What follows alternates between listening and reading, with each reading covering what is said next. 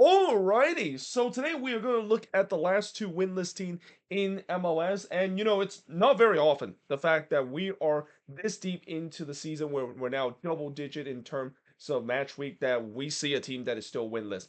Let alone two teams that is currently winless now 10 games into the new season. In fact, I believe the record in terms of the longest winless run to start a season is at 11 games. A couple of teams, of course, have achieved that. Most recently, the Colorado Rapids, they went the first 11 games without a win, and they actually even have a worse points total compared to both of these teams that is currently winless in the first 10 games. And then, of course, most recently, we remember just a couple of years ago when Sporting KC had that 0-3-7 to start the season with a 10-game winless run, and then eventually they went on an incredible run to get themselves back into playoff contention and ultimately made it to the playoffs in the end of the season. Now, is that going to be a thing for both of these teams as the season goes along?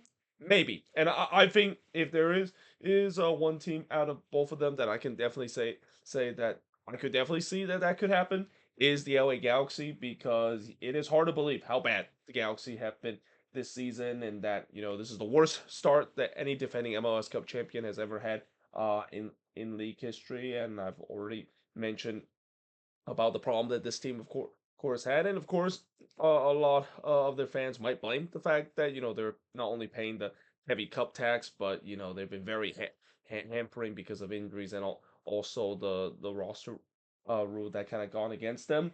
But we haven't talked a lot about Montreal and the disastrous start to the season that they have, easily the worst start that they have ever had in club history. And in some way, I feel like this bad start for Montreal has been a year in makings, because we know about the off the field issue, and that this is probably along with the San Jose Earthquakes, currently owned by the worst owner in MLS, in Joey Saputo, and in combination of the fact that they've been mediocre for their time in the last couple of years, with a couple of outlier years like what we saw a couple of years when they finished second under Wilfred Nancy and decided to let him go because of the poor front office and also ownership group that this team has had. That, yeah, you get the start that they are in right now, and also doesn't help the fact that they did start the season with the most brutal road stretch that any MLS team have to endure, with that 7 game road stretch. So let's talk about them first. So far, 0-3-7. They currently have 3 points. They've only scored 4 goals this season. Yeah, goal scoring has been a huge problem for this Montreal team.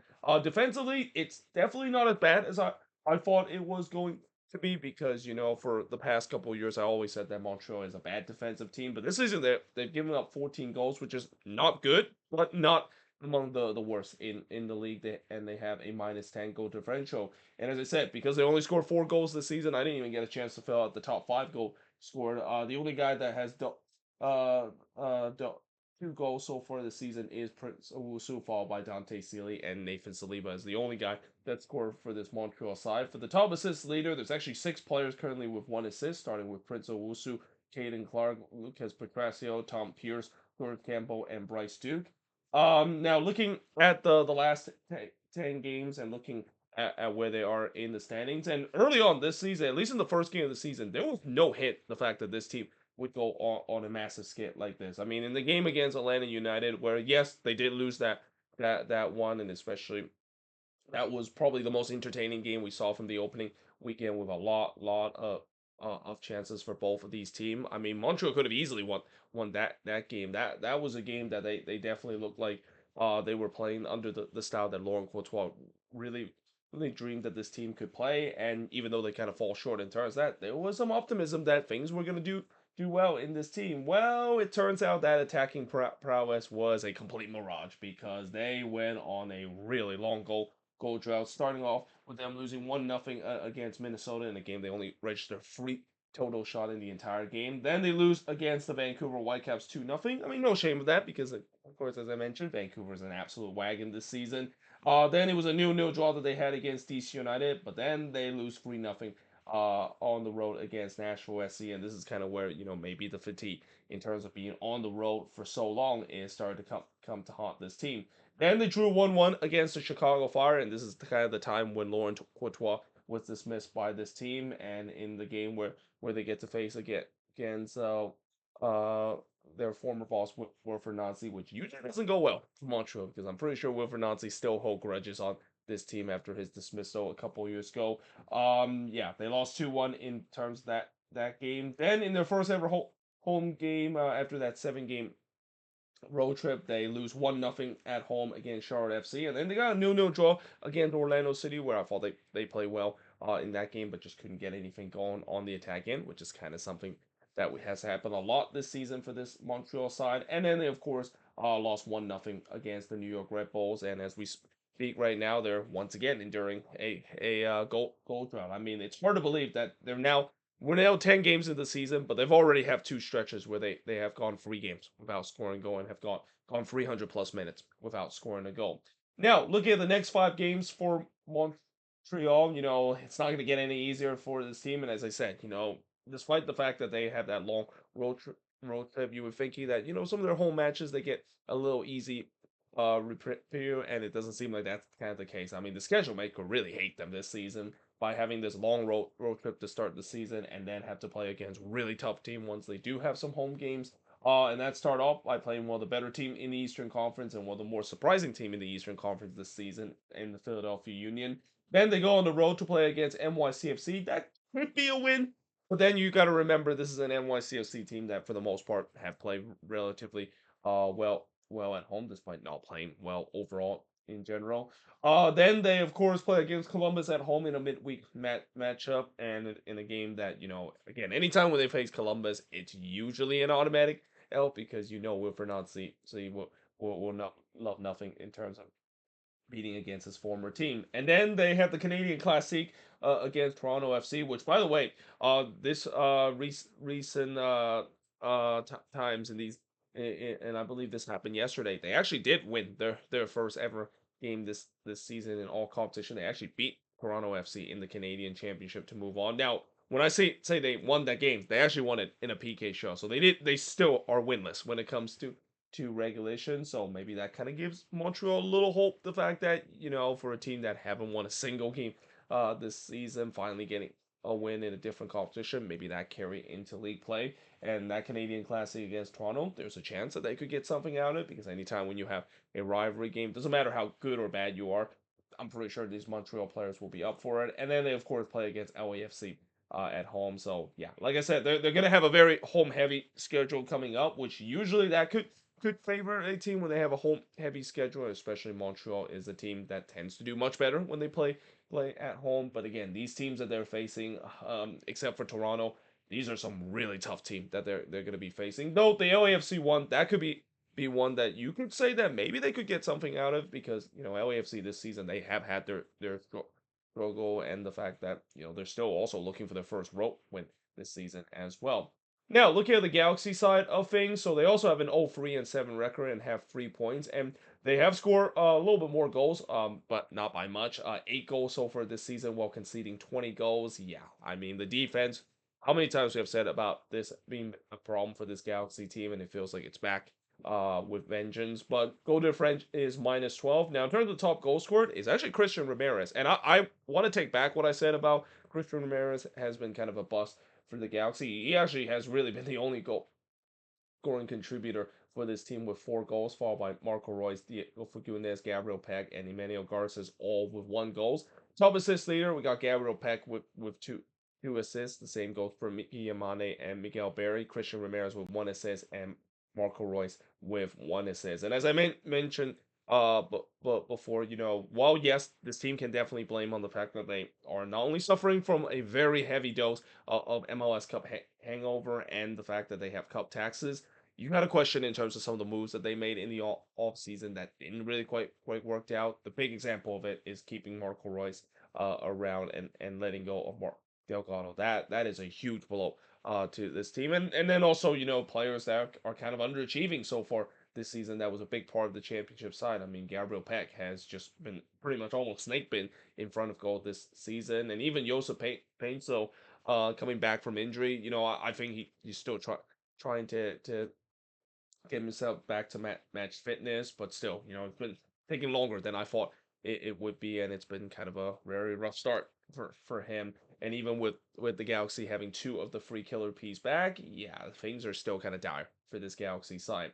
Now, looking at the first 10 games of the season, so they start the season with a 2-0 loss against San Diego FC. Yeah, that was not a great result for the Galaxy. I mean, they pretty much got schooled by San Diego in that expansion or by that expansion team in their first ever games. Then they go on the road and they lost 2-1 to the Whitecaps in a game where they actually had the lead in that game against the Whitecaps. And that was back when we didn't know that the Whitecaps was gonna be like a wagon like where they are right now, and in a game where the Galaxy, they at least play at the level that the Whitecaps have played, but just 2 goals um scored by the Whitecaps, especially late in the game, kind of derailed the Galaxy a chance to get their first point in the game.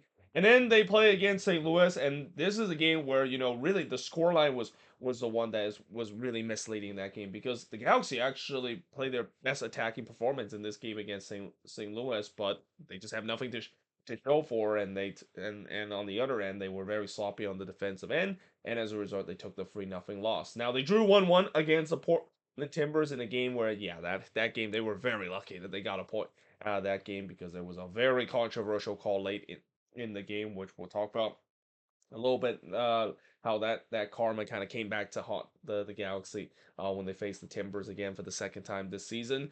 Then they got a 2-2 draw against Minnesota in a game where, yeah, they almost lost that one if it wasn't for Garces with his late heroics. And this is kind of doing a point where we thought the Galaxy were playing much better, and eventually you just kind of had a sense that they were going to get their first win. I mean, I made a video talking about the teams that are still winless up to this point, and I put the Galaxy at number one in terms of the most likely to snap their winless run, because I thought up to this point they started to look like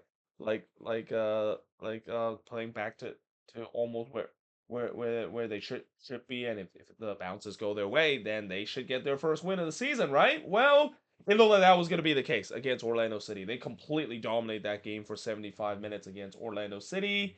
And then the last 15 minute happened. The 15-minute implosion of giving up 2 goals late in the game, losing at home 2-1. And then against RSL, just an absolute flat performance in that one against RSL, losing 2-0 in that one. Then they got a 1-1 draw against the Houston Dynamo. And then, against Austin, it looked like that was going to be a 0-0 draw. But it ends up to be a 1-0 loss with them giving up late goals. That's kind of been a trend for this Galaxy side, where you're doing this bad stretch. Most of the games that they played, they haven't really looked that bad, but it's just either bad breaks or just kind of them imploding late in the game, just kind of costing them game left and right. And that can happen when you are a team that doesn't have that winning mentality, and just have that losing mentality for so long that it just feels like it's Groundhog Day all over again.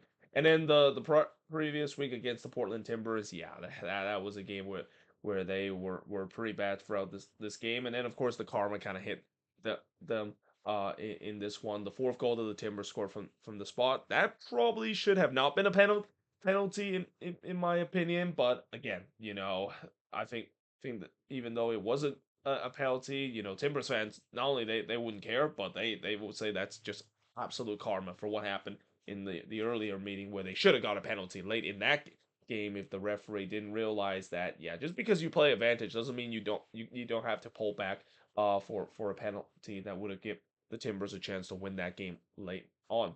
Now, looking at the next 5 games for the Galaxy, so unlike Montreal, their next 5 games, there are some winnable games out there. They go on the road to play against Sporting KC. Yes, Sporting KC has gone much better, but this is a team that still has its defensive issue, and you just kind of had a sense eventually the result is going to come for this Galaxy side. The bounces is going to go their way, so there's a chance that they could win that one. Then they go on the road to play against the Red Bulls. I mean, that one is a big wild card too, because the Red Bulls have not been playing relatively well this season as well. They've been much better at home, which that's kind of the wild card factor to that, where the Red Bulls can take care of business at home. Maybe the Galaxy won't have a chance. And then the next game, yeah, that one, that they probably won't have a chance in this one against a Philadelphia Union side that has looked really well. And then they have El Trafico against LAFC. And similar to what I said about Montreal and Toronto, this is a game where they could definitely end that winless run. El Trafico is very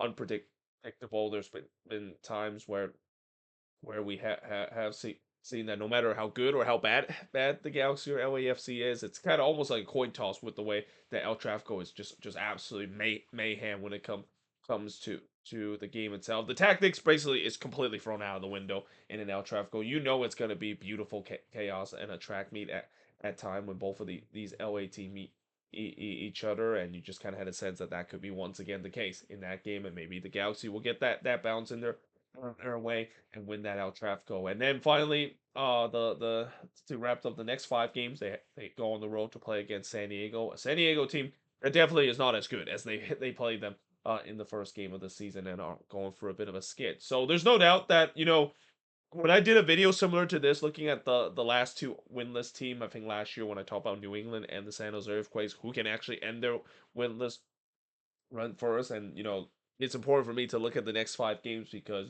there could be a case that when you look at the next 5 games, which team will have a much easier schedule. I think the Galaxy would have a much easier schedule. There are teams that I can see that they can beat, and especially with that them potentially get more healthy as the time goes along, and maybe Joseph Painto started to finally get himself back to competitive edge. You're gonna assume that the Galaxy will finally break this duck and finally get their first win of the season. But then again, I say that with the Galaxy in that video or this season of them most likely the one to break the duck, and that just have not been the case. And do not be surprised that in this league there could be some crazy surprises that could happen. And yeah, this could be a situation where do not be surprised if Montreal might be a team that could cause a major upset in the game against the Union, maybe finally end their winless run, and just once again completely shows that I have a lack of ideas when it comes to predicting who is going to be the team that most likely end the winless run. Just like what my video that I did earlier, where I think I picked New England as the least likely to do so, and they turned out to be the first team to end their winless run out of those 5 teams that I mentioned that were winless. But there you have it. That is pretty much it when it comes to looking at both of these teams and their winless run so far this season, and also kind of talk about who can potentially end their winless run up to this point. As always, let me know in the comments below what do you think of this video. If you do, make sure you like, smash the subscribe button, and yeah, I of course will see you guys next time.